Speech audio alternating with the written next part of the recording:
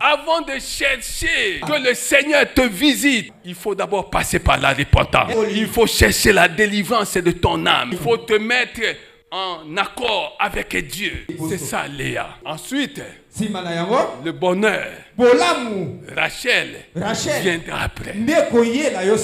Il n'y a pas de récompense sans travail, bien-aimé. La gloire céleste que Dieu donne aux uns et aux autres ne vient pas en premier, mais en second. Il y a un parcours, il y a un chemin, il y a une mer à traverser. Il y a trois choses à faire. Toi qui cherches une élévation, une promotion, tu cherches je ne sais quoi, les choses de ce monde. Il faut apprendre les 3 P que je vais te donner aujourd'hui. Le premier P, la persévérance. Deuxième P, c'est la patience. Il n'y a pas de persévérance là où il n'y a pas de patience. La troisième chose, bien-aimé, c'est la prière. Paix comme persévérance. Paix comme patience.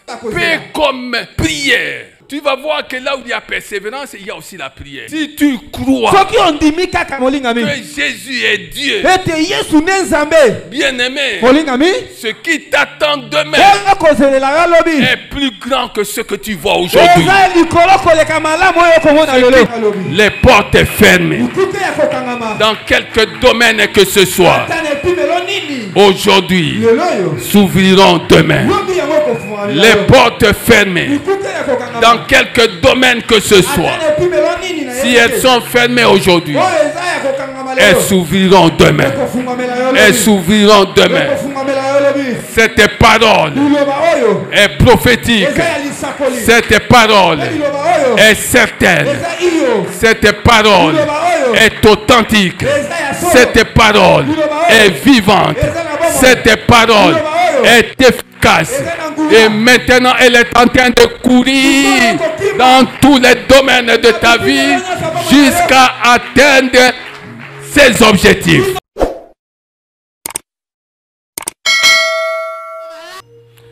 Je voudrais t'inviter à venir avec moi dans Jean 21.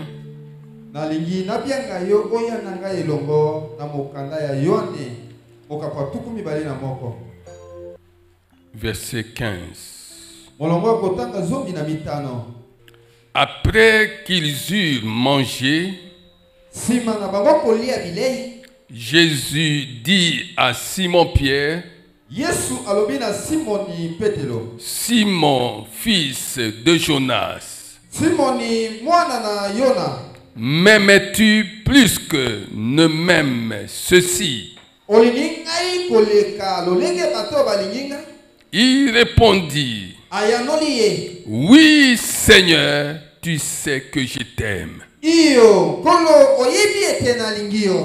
Jésus lui dit, paie mes agneaux. Verset 16. Il lui dit une seconde fois, Simon, fils de Jonas, m'aimes-tu? Pierre lui répondit, oui, Seigneur, tu sais que je t'aime.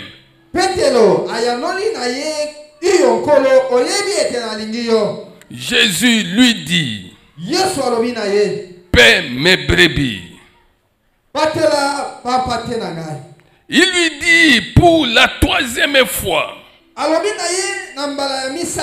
Simon, fils de Jonas, m'aimes-tu? Simon, fils de Jonas, m'aimes-tu?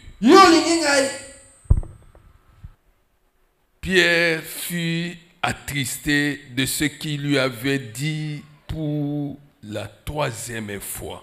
M'aimes-tu?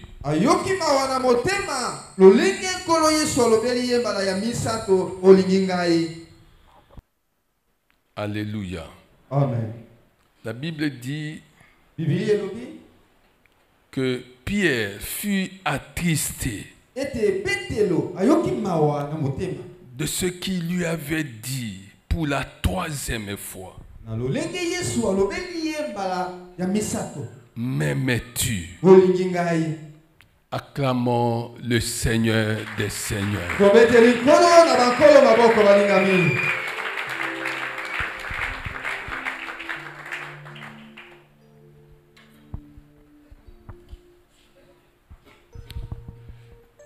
Avant d'entrer dans le vif de notre sujet,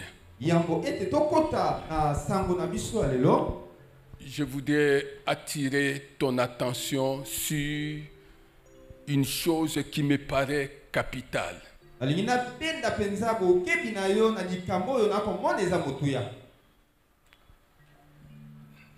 L'évangile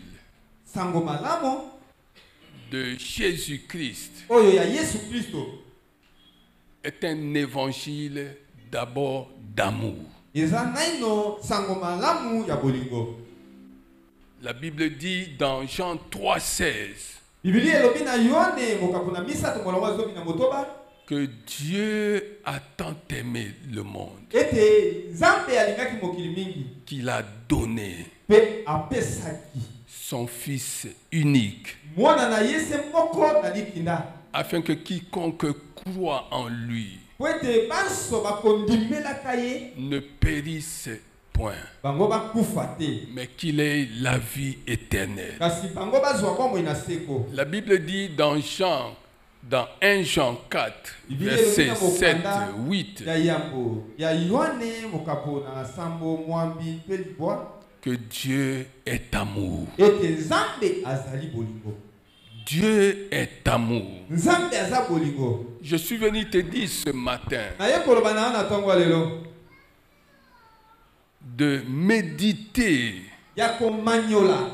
sur cette question posée 3 fois par Jésus-Christ à un homme à qui il a dit: tu es Pierre, c'est sur cette pierre que je bâtirai mon église. Il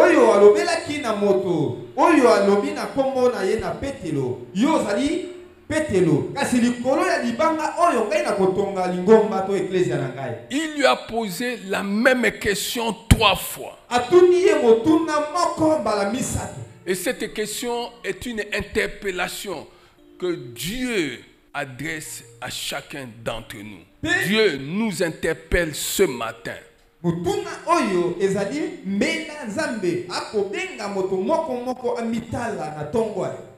Aimes-tu Jésus-Christ? Aimes-tu Jésus-Christ? Jésus a aimé le monde, qui s'est livré lui-même à la mort. Aimes-tu Jésus au point de mourir pour lui?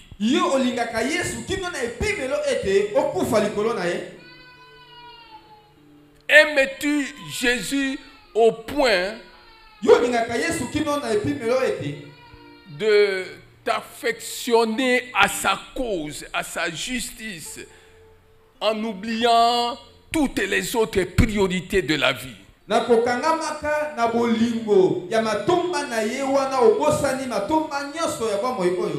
Quelle est la chose qui est prioritaire dans cette vie à tes yeux?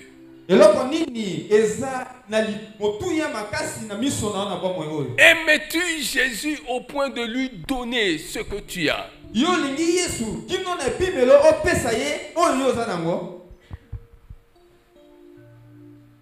Si nous sommes honnêtes,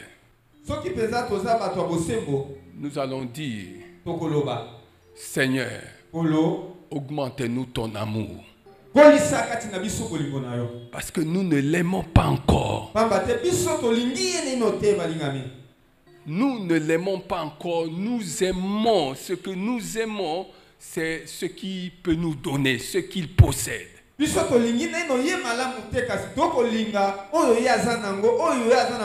C'est comme ça que Jésus pouvait dire à ceux qui le suivaient: vous m'avez suivi parce que vous avez mangé.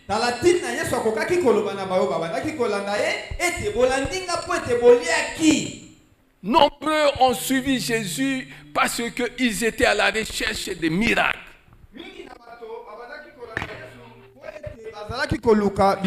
Nombreux encore le suivent aujourd'hui parce qu'ils désirent qu'il fasse quelque chose pour eux. Une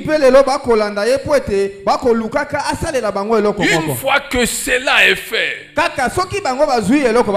leur amour diminue. C'est pourquoi ce matin, Jésus nous interpelle. Et il nous pose la même question qu'il avait posée à Pierre. M'aimes-tu? M'aimes-tu? J'ai posé la question à un responsable d'une ligne. Une ligne de nos bus qui arrivait ici. Je lui ai posé la question de savoir, mais je ne vois plus les frères et sœurs de ta ligne. Qu'est-ce qui se passe? Il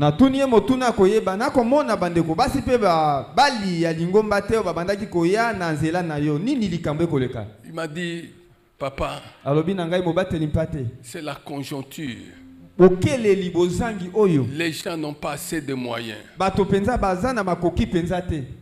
Vous savez que pour que quelqu'un arrive ici, sur ma ligne, il doit dépenser minimum 5 000 francs. Je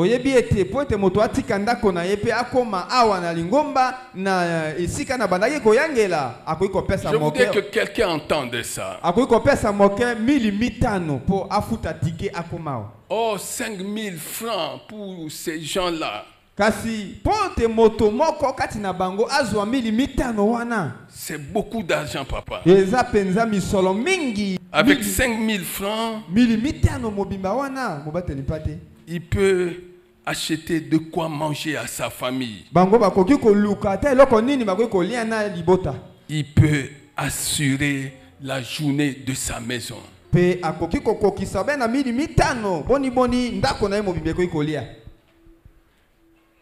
J'étais en train de prier et le Seigneur m'a envoyé dans Psaume 68, verset 29. Dieu dit, ton Dieu ordonne que tu sois puissant. Affermis, ô Dieu, ce que tu as fait pour nous. Affermis, ô Dieu, ce que tu as fait pour nous. J'étais en train de méditer sur ce passage. Dieu me dit, tu vois tout ce que j'ai créé. Si je ne soutenais pas tout cela par ma parole, tout s'écroulerait. Et il y aurait un chaos indescriptible.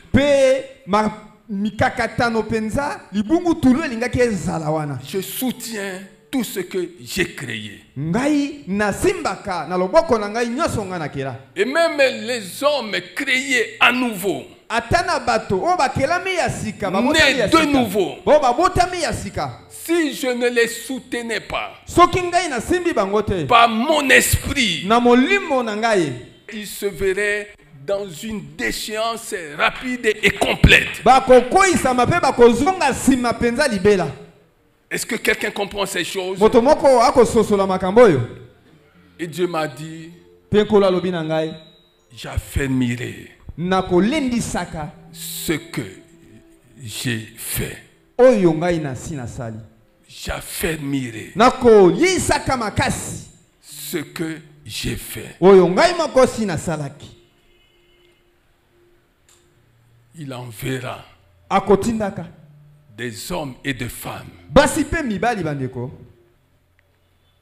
qui auront pour tâche Personne ne leur demandera ça. De s'occuper du transport. De toutes les lignes. Il a dit, prie, je vais affermir, je vais toucher des hommes et des femmes. Parce que ma volonté est que les gens, leur transport soit assuré, qu'il n'ait pas. Le Seigneur nous a dit qu'il n'ait pas d'obstacle à l'évangile. Qu'il n'ait pas d'obstacle à l'évangile. Chaque dimanche, quand nous nous réunissons ici, nous avons besoin de 2 millions pour assurer le transport.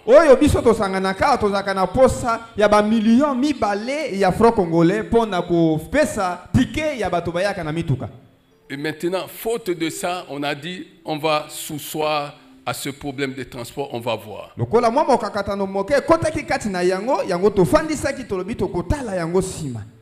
M'aimes-tu? M'aimes-tu? Dieu pose la question à quelqu'un. M'aimes-tu? Réponds à cette question, bien-aimé, et tu verras que tu ne l'as jamais aimé. Tu as aimé sa grâce, ses bénédictions, tu as aimé tout ce qui lui appartient.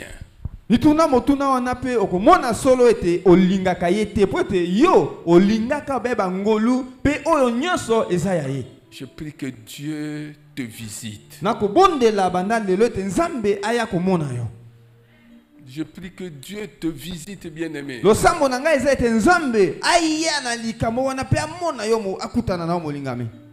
Acclamons le Seigneur des Seigneurs. Acclamons le Seigneur des Seigneurs. Alléluia. Amen. Tu peux choisir la vie que tu aimerais mener sur cette terre des hommes. Je parle à quelqu'un. Tu peux choisir la qualité de la vie que tu aimerais mener sur cette terre des hommes.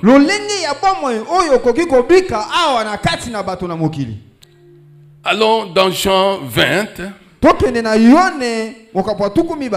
verset 24. Thomas, appelé Didyme, l'un des 12, n'était pas avec eux lorsque Jésus vint. Les autres disciples lui disent donc, nous avons vu le Seigneur. Mais il leur dit, si je ne vois dans ses mains la marque des clous,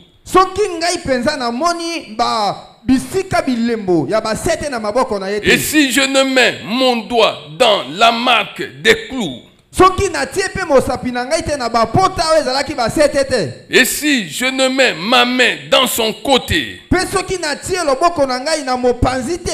je ne croirai point. Je ne croirai point. 8 jours après, les disciples de Jésus étaient de nouveau dans la maison. Et Thomas se trouvait avec eux.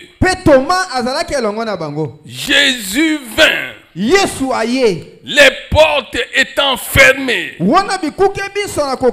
se présenta au milieu d'eux et dit, la paix soit avec vous. Puis il dit à Thomas, avance ici ton doigt et regarde mes mains. Avance aussi ta main et mets-la dans mon côté. Et ne sois pas incrédule, mais crois. Thomas lui répondit, mon Seigneur et mon Dieu. Mon Seigneur et mon Dieu. Jésus lui dit, parce que tu m'as vu, tu as cru.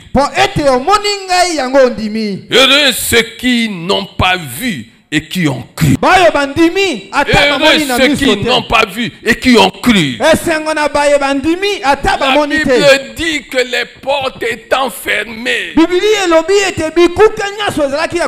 les portes étant fermées, la fermeture des portes n'a pas empêché l'apparition de Jésus-Christ.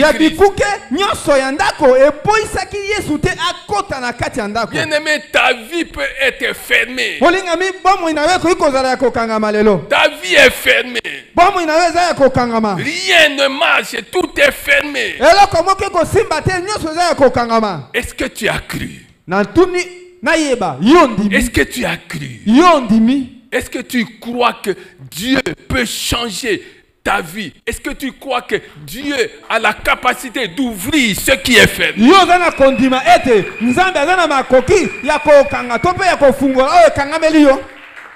Est-ce que tu crois, bien-aimé, que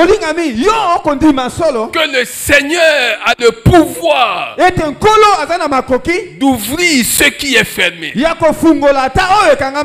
Bien-aimé, il y a beaucoup de récits bibliques qui nous parlent sur ce qui était fermé et qui avait fini par s'ouvrir. La mer Rouge était fermée. Elle a fini par s'ouvrir.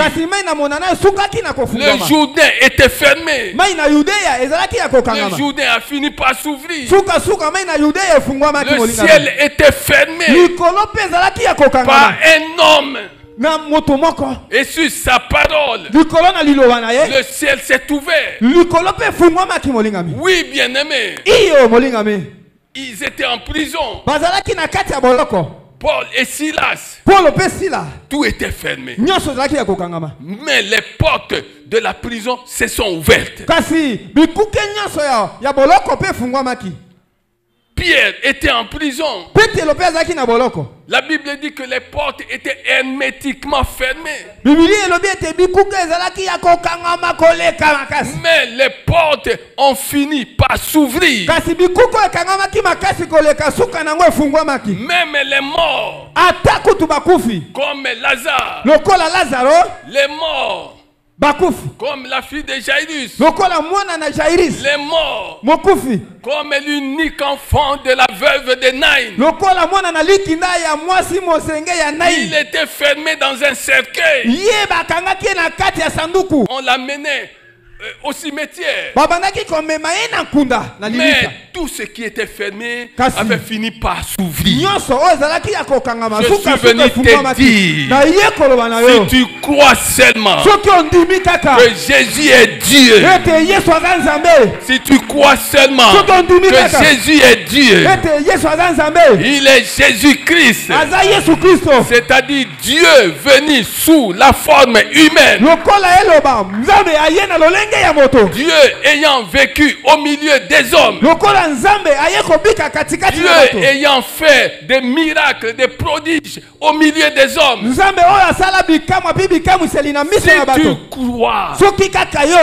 Si tu crois que Jésus est Dieu, bien-aimé, ce qui t'attend demain est plus grand que ce que tu vois aujourd'hui. Ce qui t'attend demain va étonner plus d'un.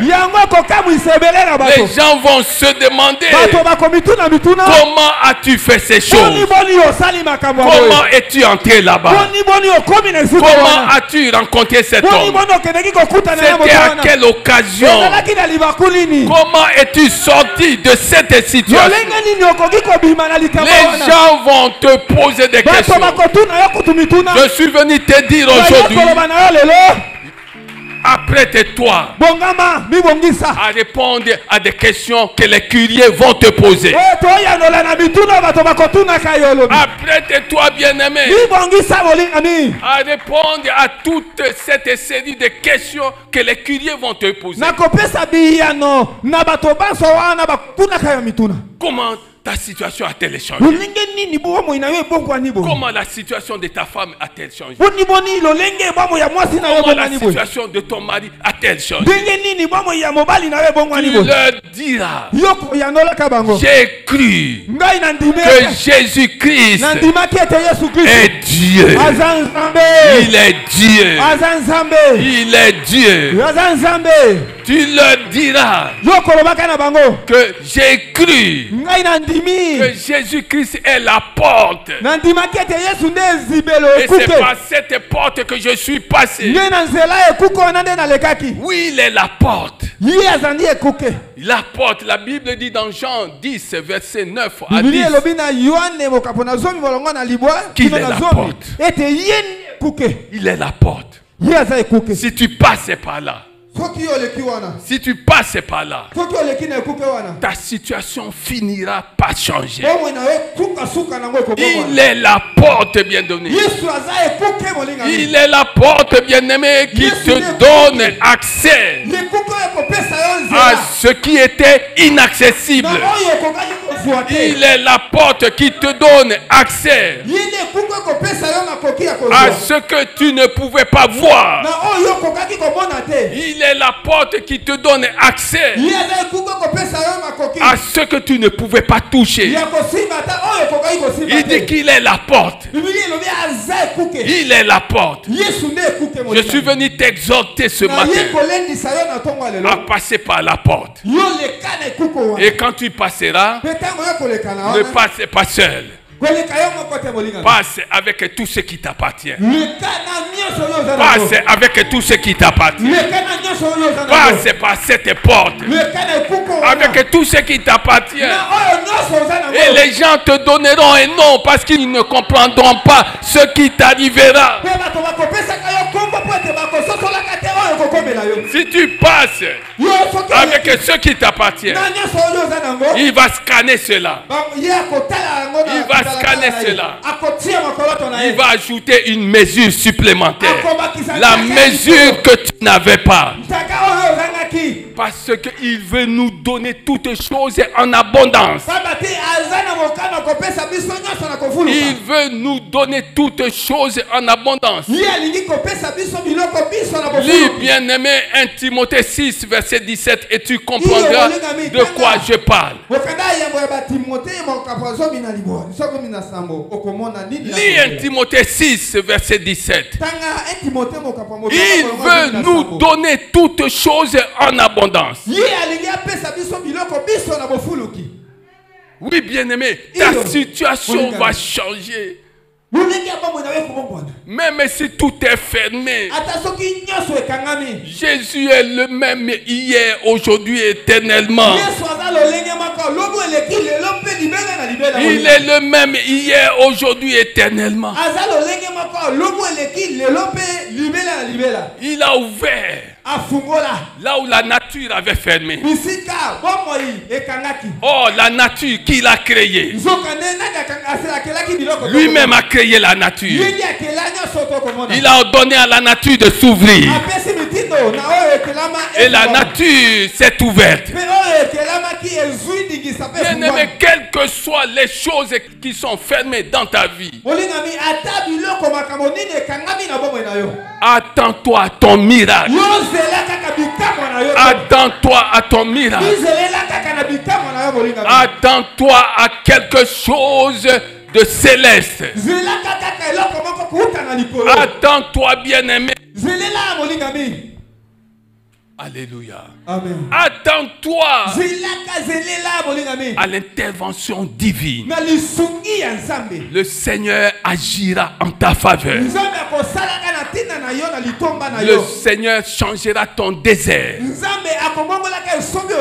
Le Seigneur changera ta maladie. Le Seigneur changera ton manque. Le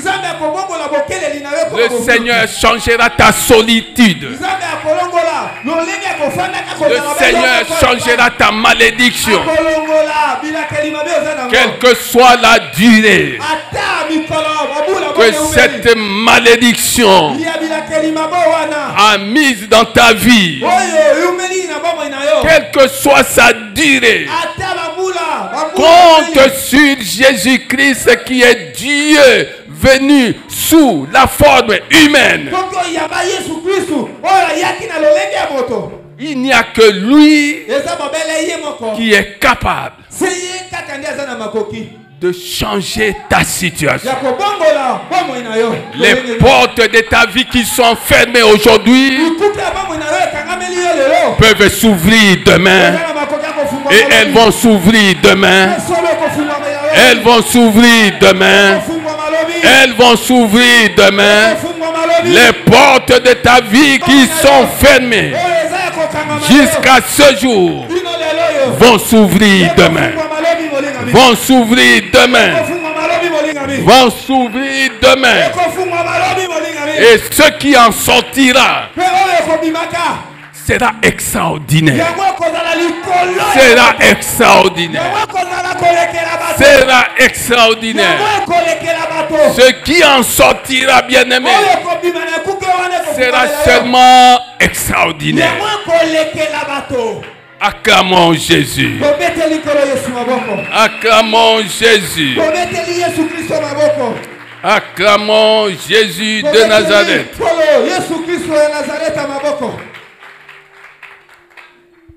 Je voudrais t'amener dans une famille afin de comprendre. Peut-être que tu n'as jamais compris ça. Afin de comprendre la portée spirituelle de ces choses.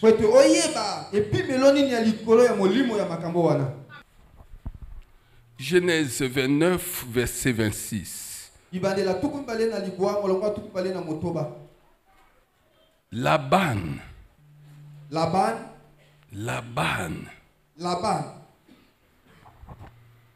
dit, ce n'est point la coutume dans ce lieu de donner la cadette avant l'aîné. Ce n'est point la coutume dans ce lieu de donner la cadette avant l'aîné. Achève la semaine avec celle-ci. Et nous te donnerons aussi l'autre pour le service que tu feras encore chez moi pendant 7 nouvelles années.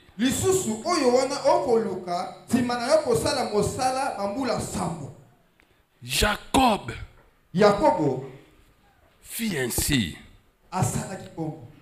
Et il acheva la semaine avec Léa. Puis Laban lui donna pour femme Rachel sa fille.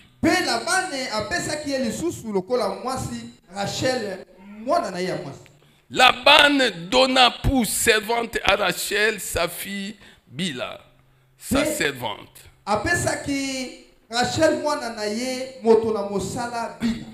Jacob alla aussi vers Rachel qu'il aimait plus que Léa. Jacob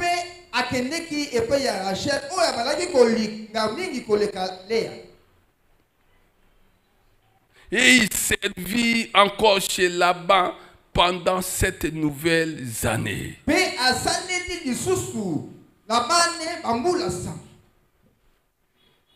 Alléluia. Amen. Que quelqu'un acclame le Seigneur des Seigneurs.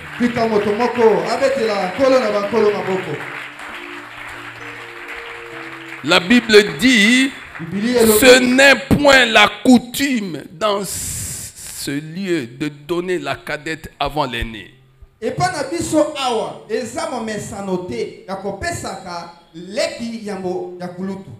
Ce n'est point la coutume de donner la cadette avant l'aîné. Qu'est-ce qui s'est passé? Pour comprendre ce qui s'est passé, lisons le verset 16. Oh, Laban avait 2 filles. L'aînée s'appelait Léa. Et la cadette Rachel. Léa avait les yeux délicats, des yeux apaisantis par je ne sais quoi. Si c'est pas la souffrance, si c'est pas les pleurs, on va le découvrir. Elle avait des yeux délicats.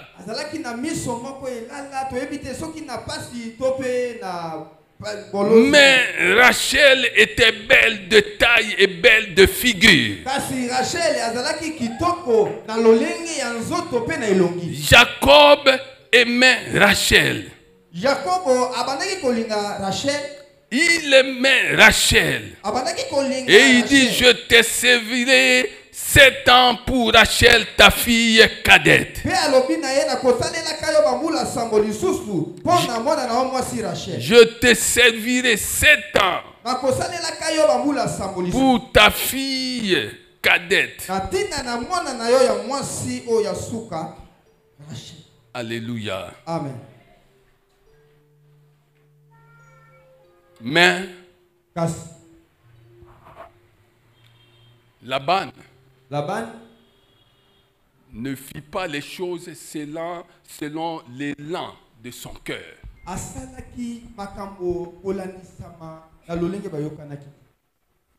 Laban ne fit pas les choses comme convenu. Il y a une grande leçon à tirer de ce manque d'honnêteté de Laban. C'est comme ça que les choses du ciel fonctionnent. Il dit, notre coutume ne nous autorise pas à donner la cadette avant l'aîné. Alléluia. Amen. Il faut que l'aînée soit prise et la cadette vienne après. Qu'est-ce que cela veut dire? Cela veut dire tout simplement, 1. Léa qui était la cadette, aux yeux délicats, aux yeux baignés de larmes, aux yeux déformés, représente ce que nous devons faire lorsque nous venons dans la maison de Dieu. Ses yeux étaient déformés, baignés de larmes. Elle pleurait dans la présence de Dieu. Elle cherchait sa repentance. Elle cherchait sa repentance. Je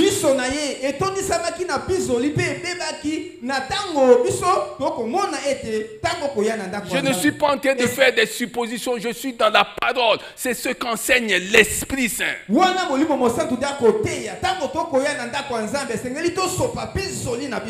Avant de chercher que le Seigneur te visite, que le Seigneur te donne ce qui est agréable à tes yeux, ce que ton cœur cherche,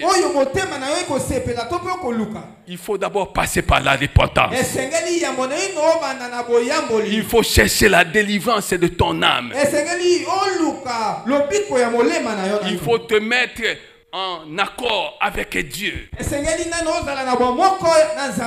ça, Léa. Ensuite, Le bonheur, Rachel viendra après. La gloire, Rachel viendra après. Les gens n'aiment pas chercher leur repentance. Les gens ne demandent pas à Dieu de les aider à quitter le vieil homme. Alors que Dieu a dit, cherchez premièrement le royaume de Dieu et sa justice. Et le reste, représenté par Rachel, vous sera donné par-dessus tout. Bien-aimé, il n'y a pas de couronne sans croix. Avant de recevoir une couronne, il faut d'abord passer par la croix. Il n'y a pas d'honneur sans avoir servi. Sans avoir fait des efforts. Tu n'as fait aucun effort. Mais tu cherches à être couvert d'honneur. Oui, tu cherches la gloire. Mais il y a un sacrifice. Il y a quelque chose que tu dois payer. Il y a un prix à payer. Tu cherches que Dieu t'élève. Il faut que tu passes du temps avec Dieu. Et Dieu qui est miséricordieux aura pitié de toi et te donnera ce que tu cherches. Il a travaillé pendant 7 années. Et il n'a pas vu que cela avait longtemps duré. Mais aujourd'hui, toi, tu es venu dans la maison de Dieu, tu cherches un miracle. Tu veux que Dieu te donne. Dieu te donne. Quand Dieu ne te donne pas, tu tournes le dos à Dieu.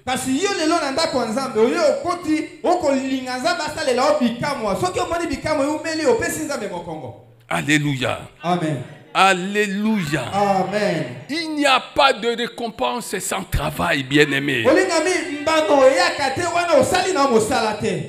Il n'y a pas de récompense sans travail. La gloire céleste que Dieu donne aux uns et aux autres ne vient pas en premier, mais en second. Il y a un parcours, il y a un chemin, il y a une mer à traverser. Oui, la gloire que donne Dieu ne vient pas en premier mais en second. Si tu veux recevoir quelque chose de Dieu, si seulement tu veux que la chose est perdue, il faut que tu ailles passer du temps avec Dieu. Ne cherche plus de choses que tout le monde peut facilement ramasser. Ne cherche plus de choses que tout le monde peut facilement ramasser. Cherche ce qui est précieux. Or, ce qui est précieux se trouve au pied de la croix. Il y a 3 choses à faire. Toi qui cherches une élévation, une promotion, tu cherches je ne sais quoi, les choses de ce monde, il faut apprendre les 3 P que je vais te donner aujourd'hui. Les 3 P. Le premier P, la persévérance. Quand tu viens dans la maison de Dieu, tu es venu pourquoi? Pourquoi faire? Par amour pour Jésus-Christ, alors demeure. Persévère. Ça va prendre une année. Ça va prendre 5 ans. Ça va prendre 7 ans. Ça va prendre 10 ans. Dieu finit par donner des choses à ceux qui demeurent. À ceux qui demeurent. Demeure dans la persévérance. Ne regardez plus en arrière. Crois seulement que Jésus est la porte. La porte derrière laquelle il y a tout ce que tu cherches. Crois seulement qu'avec Jésus, ta situation finira par changer. Ce n'est pas une affaire de tes origines. Ce n'est pas une affaire de ta province. Ce n'est pas une affaire de ta famille. C'est une affaire d'une autre famille. La famille de Dieu dont tu fais partie aujourd'hui. Tu fais partie de la famille de Dieu. Persévère. Que tu vois, que tu ne vois pas, persévère. Crois que tu es dans le bon. Deuxième épée, c'est la patience. Il n'y a pas de persévérance là où il n'y a pas de patience. Peuple de Dieu, tu veux que Dieu fasse quelque chose pour toi. Quelle est ta vision? Quelle est ta vision? Tu vois quoi devant toi? Tu vois quoi devant toi? Tu dois avoir un objectif sur lequel tu as fixé tes yeux. Tu veux devenir qui demain? Tu veux posséder quoi demain? La patience. La patience. La patience va t'interdire d'envier qui que ce soit. La patience est une école qui te permet de voir que tout est possible, que tout peut arriver. La patience est cette école qui te fait croire que quelque chose va se passer dans ta vie. Patiente au pied de Jésus-Christ. Patiente au pied de Jésus-Christ. Ne va pas voir les mbigudi. Ne va pas voir des vendeurs d'illusions. Oui, ne va pas voir ces gens-là qui donnent des prophéties alors qu'ils ne sont pas envoyés.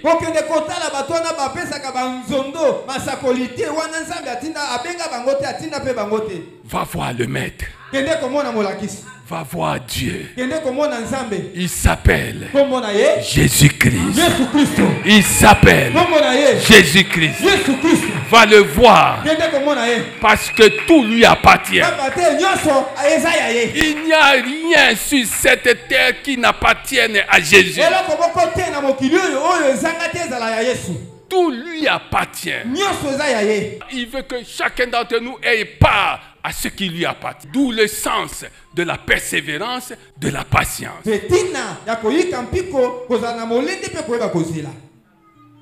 La troisième chose, bien-aimé, c'est la prière. Paix comme persévérance. Paix comme patience. Paix comme prière. Tu vas voir que là où il y a persévérance, il y a aussi la prière. Je te montre un passage. Acclame le Seigneur des Seigneurs. Acclame le Seigneur des Seigneurs. Colossiens 4, verset 2. Découvre cette merveille avec moi. Persévérer dans la prière. Persévérez dans la prière. Veillez-y avec action de grâce. Priez en même temps pour nous, afin que Dieu nous ouvre une porte pour la parole, en sorte que je puisse annoncer le mystère de Christ, pour lequel je suis dans les chaînes. Persévérez dans la prière.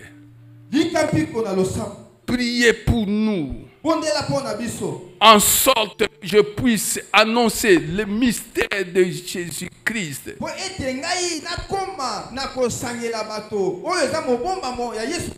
lequel je suis dans les chaînes. Qu'est-ce que tu cherches, bien-aimé? Ce que tu cherches existe.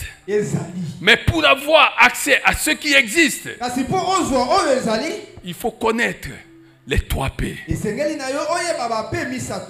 3 P. La persévérance dans le Seigneur. Persévère, qu'il pleuve, qu'il ne pleuve pas, qu'il fasse horriblement chaud. Persévère.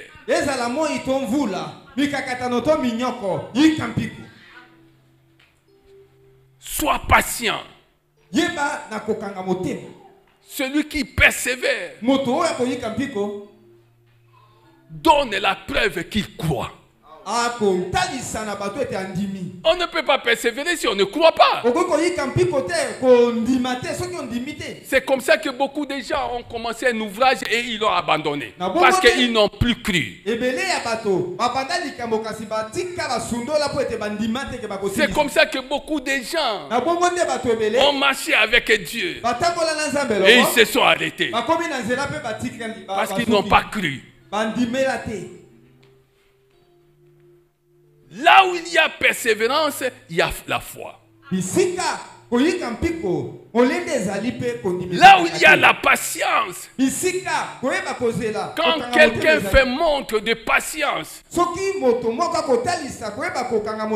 c'est qu'il croit que la situation va changer. C'est qu'il croit que la situation va changer. Quand quelqu'un prie, il prie parce qu'il croit que Dieu entend les prières et nous exauce.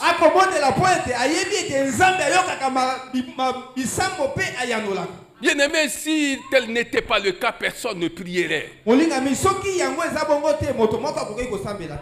Si on n'était pas sûr que Dieu entendait nos prières et nous exauçait, personne ne prierait.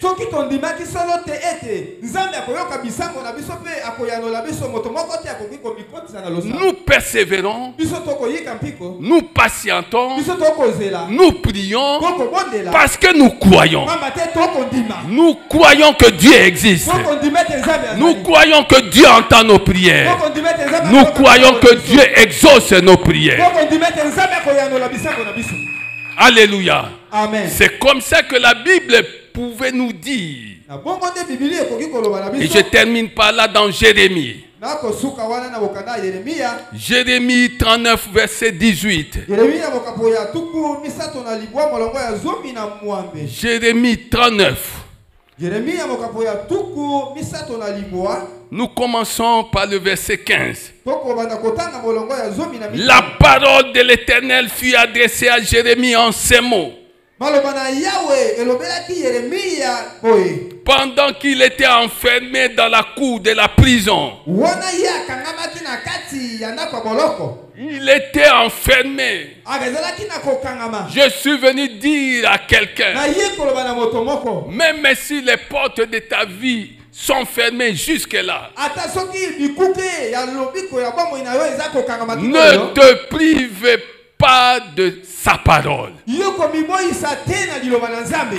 te prive pas de sa communion. Même si rien ne va, ne te prive pas de sa présence. La parole de Dieu lui fut adressée alors qu'il était dans la cour de la prison.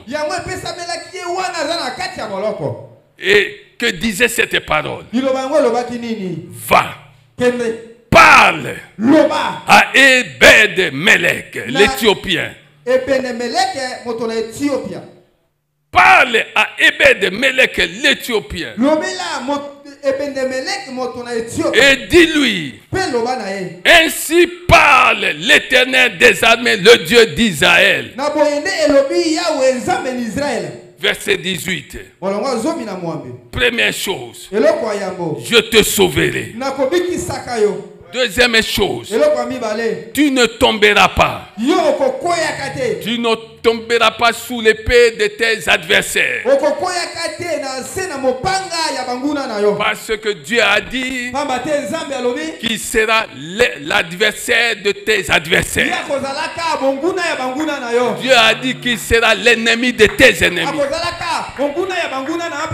Et cette promesse qui a été faite à un Éthiopien est faite aussi aux enfants de Dieu. Le Seigneur dit, je te sauverai. Et tu ne tomberas pas sous l'épée. Tu ne tomberas pas sous l'épée de la maladie. Tu ne tomberas pas sous l'épée du manque. Tu ne tomberas pas sous l'épée des malédictions familiales. Tu ne tomberas pas sous l'épée de la stérilité. Tu ne tomberas pas sous l'épée de l'ignorance. Tu ne tomberas pas sous l'épée de la solitude. Tu ne tomberas pas sous l'épée des flèches venant de l'ennemi, des attaques de l'ennemi. Si une telle promesse a été faite à un Éthiopien qui ne connaissait pas Jésus-Christ, qu'est-ce que Dieu ne ferait pas pour ceux-là pour qui il a versé son sang, pour ceux-là qui sont devenus ses enfants? Il a dit qu'il nous donnera toutes choses. Il nous donnera toutes choses.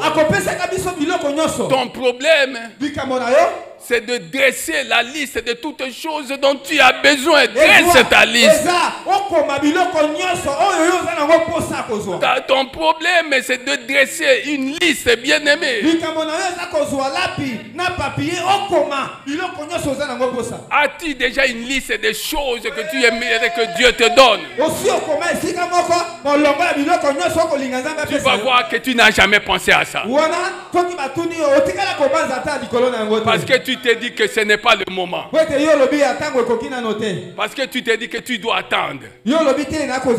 Parce que tu t'es dit qu'il faut qu'une situation change.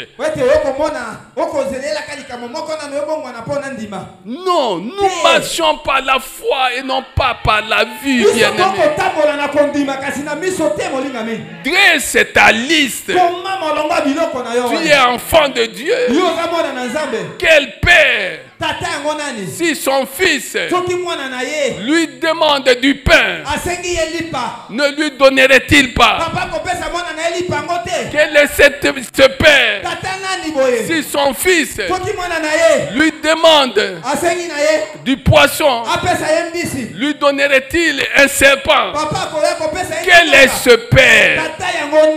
Quel est ce père qui donnerait à son fils un escorpion alors qu'il lui a demandé un œuf?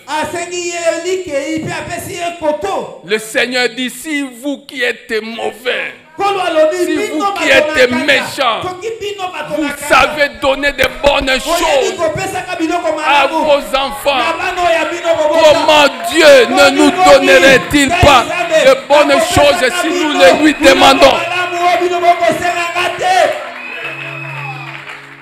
Alléluia. Amen. Bien-aimé. Maintenant, il dit que ta vie, troisième chose, ta vie sera ton butin. C'est-à-dire quelque chose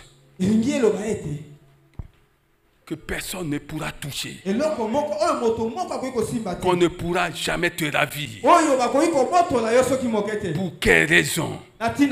Parce que tu as eu confiance en moi, dit l'Éternel. Dieu cherche des femmes et des hommes qui lui fassent confiance, qui aient confiance en Dieu. Ayez confiance en Dieu. Et persévérer pour toi va cesser d'être ennuyeux. Ayez confiance en Dieu. Ainsi, patienter pour toi ne t'ennuierait pas.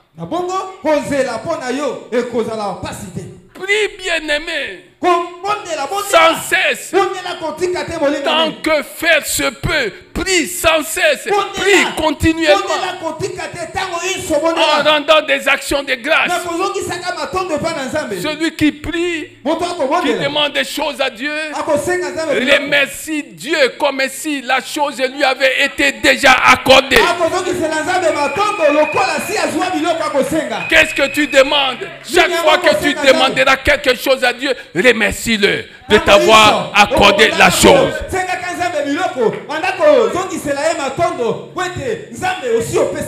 Même si tu n'as pas vu, ne sois pas de la race de Thomas. Ne sois pas de la race de Thomas. Ne volue pas dans cette école où Thomas a voulu évoluer. Évolue dans l'école de ceux-là qui font confiance en Dieu.